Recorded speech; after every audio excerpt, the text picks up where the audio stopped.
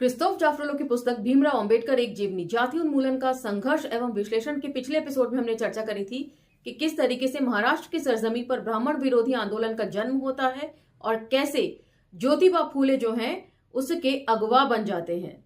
उसके साथ ही हमने चर्चा करी थी कि शुरुआती दौर में हालांकि ज्योतिबा फूले जो हैं वो आर्य समाज की तरफ आकर्षित होते हैं, लेकिन जल्दी ही आर्य समाज के साथ साथ प्रार्थना सभाओं के भी वे विरुद्ध हो जाते हैं। उन्हें लगने लगता है कि ये जितने भी ब्राह्मण सुधार करना चाहते हैं समाज का, वो सब बेकार हैं, बेमाने हैं। उनका विरोध यहीं शांत नहीं होता, वे ब्रिटिश हुकूमत से गुहार लगाते हैं ब्राह्मणों के प्रभाव पर अंकुश लगाने के लिए। उसके बाद वे निम्न स्तरीय संगठन को बनाने में जी जान से जुट जाते हैं और फाइनली 1873 में सत्य शोधक समाज की वे स्थापना करते हैं।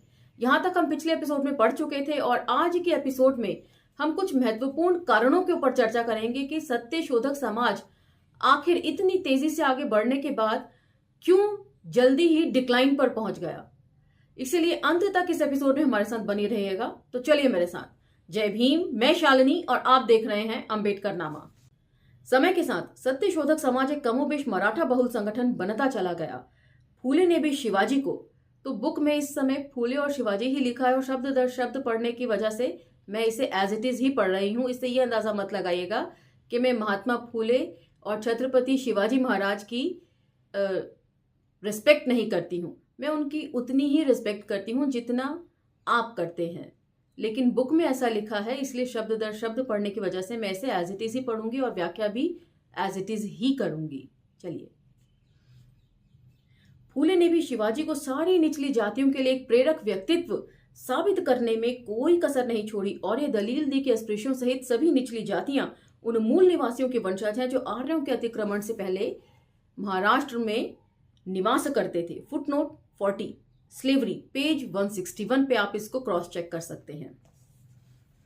अब यहां से ध्यान से सुनिएगा कि डिक्लाइन क्यों हुआ सत्यशोधक समाज। इस विमर्श और फूले द्वारा किसानों, मुख्य रूप से मराठों का पक्ष लेने का नतीजा यह हुआ कि संगठन में मराठों की संख्या बढ़ने लगी। सत्यशोधक समाज निचली जातियों के संगठन से शुरू होकर ब्राह्मणों का विरोध करने वाले मराठों का संगठन बनता चला गया और सामाजिक व्यवस्था के रूप में ब्राह्मणवाद के खिलाफ उसका स्वर मंद पड़ गया। संस्कृतिकरण या ऊंची जातियों की नकल की प्रवृत्तियों से जाति की जड़ें गहरी जड़ें भी सामने आ गई। संस्कृतिकरण की प्रक्रिया मराठों में खास तौर से दिखाई पड़ती थी, जो क्षत्रिय के रूप में मान्यता पाने को बेचैन थे। Footnote 41। G Omvedt, cultural revolt in the colonial society, the non Brahmanical movement in western India, Poona, scientific socialist education trust 1976। तो यहां पर यह बात जानना बहुत अहम है कि ब्राह्मणवाद का विरोध करना दूसरी बात है और ब्राह्मणों का विरोध करना दूसरी बात है। फूले जो ब्राह्मणवादी व्यवस्था के खिलाफ अपनी लड़ाई या अपना संघर्ष कर रहे थे, वो व्यवस्था में बदलाव चाहते थे, ब्राह्मणवादी व्यवस्था को खत्म करना चाहते थे। और मराठे जो शिवाजी की मृत्यु के बाद से ही गहरे असंतोष में थे ब्राह्मणों के प्रति, वे केवल ब्राह्मणों का विरोध कर रहे थे और इसी वजह से उन्होंने ज्यादा से ज्यादा तादाद में सत्यशोधक समाज का वे हिस्सा बने। तो इन दोनों ही चीजों में फर्क है।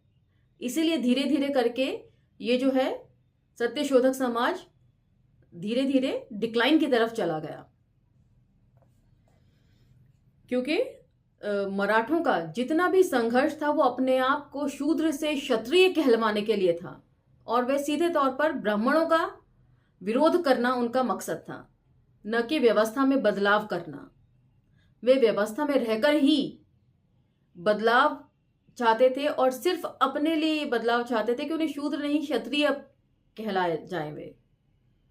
तो इसीलिए ये संघर्ष बहुत ज्यादा आगे तक जा नहीं सका। 30 के दशक तक सत्यशोधक समाज ने मुख्य रूप से ब्राह्मणों के प्रभुत्व वाली कांग्रेस से एक फासला बनाए रखा, मगर 1930 के दशक में सत्यशोधक समाज ने अपने हितों की रक्षा के लिए कांग्रेस में ही विलय का फैसला लिया। उस समय कांग्रेस एक आकर्षक संगठन थी क्योंकि बॉम्बे प्रेसिडेंसी और मध्य प्रांत की लेजिस्लेटिव काउंसिल में उसका बहुमत आने की पूरी उम्मीद थी। 1937 के चुनावों में ये उम्मीदें सच साबित हुईं। सत्यशोधक समाज की नियति इस बात को भी दिखाती है कि संरचनात्मक दृष्टि से अस्पृश्यों को किस किस तरह के भार को वहन करना पड़ता है। निचली जातियों की एकता, खासतौर से अस्पृश्यों और शूद्रों का राजनीतिकरण, सुदृढ़करण बहुत मुश्किल काम साबित हुआ, क्योंकि कुछ निचली जातियां प्रायः व्यवस्था के विरुद्ध नहीं बल्कि उसके भीतर होती थीं और संस्कृतिकरण या अन्य माध्यमों से व्यवस्था के भीतर ही ऊपर उठने का सपना देख रही थीं। तो अभी थोड़ी देर पहले ही हमने पढ़ा कि व्यवस्था के भीतर ही ऊपर उठने का सपना देख रहे थे मराठे। वे अपने आप को शूद्र न कहलवाकर क्षत्रिय कहलवाने के लिए संघर्ष कर रहे थे। इसलिए सारा सिस्टम जो है वो कमजोर पड़ गया, क्योंकि व्यवस्था को बदलने के लिए लोग नहीं लड़ रहे थे।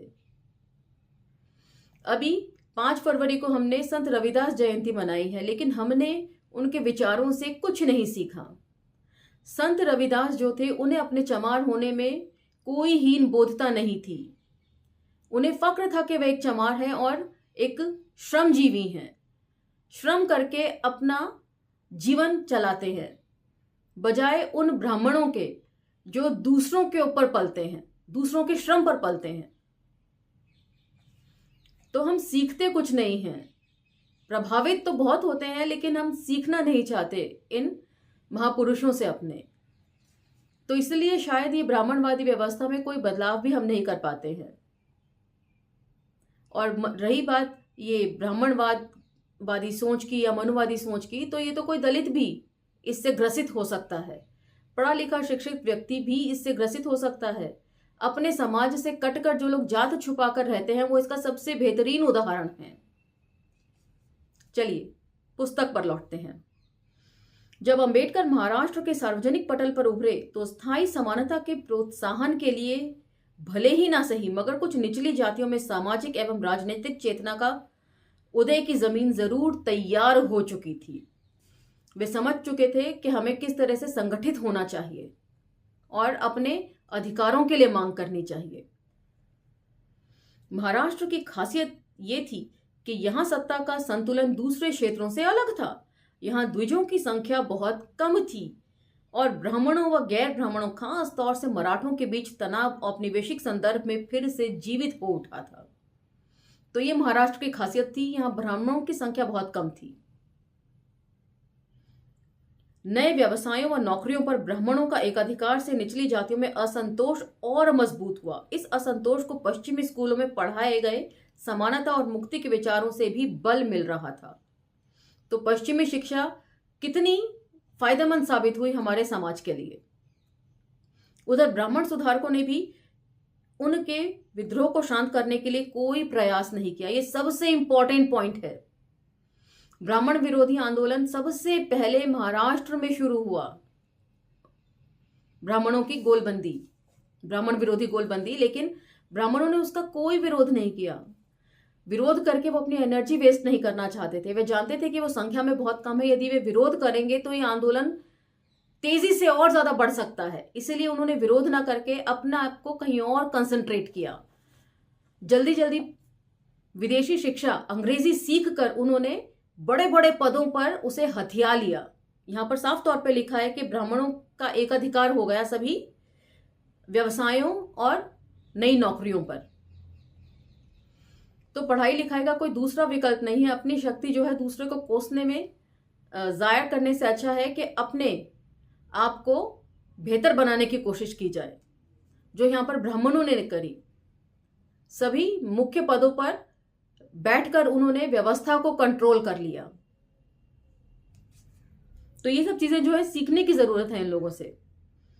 पश्चिमी स्कूलों में पढ़ाए जा रहे समानता और मुक्ति के ये विचार सदी के आखिर तक भी महाराष्ट्र के अलावा सिवाय संभवतः तमिल भाषी दक्षिण भारत के और कहीं अस्तित्व में नहीं थे।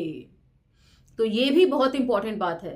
अंग्रेजों ने तो यहाँ लोगों की भलाई के लिए अंग्रेजी शिक्षा सभी जगह चालू कर दी थी, लेकिन सबसे ज्यादा प्रभाव इसका महाराष्ट्र में और उसके बाद तमिलनाडु में देखने को मिल रहा था, सेल्फ रेस्पेक्ट मूवमेंट के, जो पेरियार द्वारा चलाया जा रहा था। इसी सामाजिक मंथन और कोलाहल के बीच अंबेडकर को एक अस्पृश्य नेता के रूप में अपने आप को स्थापित करना था। उनके करियर को समझने के लिए उनकी अनूठी सामाजिक पृष्ठभूमि एक और महत्वपूर्ण कारक थी। तो ये सारी वो कंडीशंस थी जो अंबेडकर के अंबेडकर बनने के लिए बहुत महत्वपूर्ण साबित हुई। यदि अंबेडकर महाराष्ट्र में ना होकर उत्तर भारत में पैदा हुए होते तो शायद वे ऐसे नहीं होते जैसे महाराष्ट्र में पैदा होने की वजह से हुए, क्योंकि वहां पर बहुत ज्यादा आंदोलन हो रहे थे और ब्राह्मण विरोधी आंदोलन बहुत तेज थे वहां पर। तो इसी के साथ ये पहला चैप्टर यहां समाप्त होता है और अगले एपिसोड में हम सेकंड चैप्टर की तरफ बढ़ेंगे। लेकिन ये सब बातें आपको कैसी लग रही हैं, आप कितना समझ पा रहे हैं, ये हमें जरूर कमेंट सेक्शन में बताइएगा। और अगले एपिसोड तक इंतजार कीजिए और मुझे आज्ञा दीजिए। लेकिन अंबेडकर नामों को लाइक, शेयर, सब्सक्राइब करना ना भूलें और इन इंफॉर्मेटिव वीडियोस को दूसरों तक पहुंचाना भी न भूलें। धन्यवाद।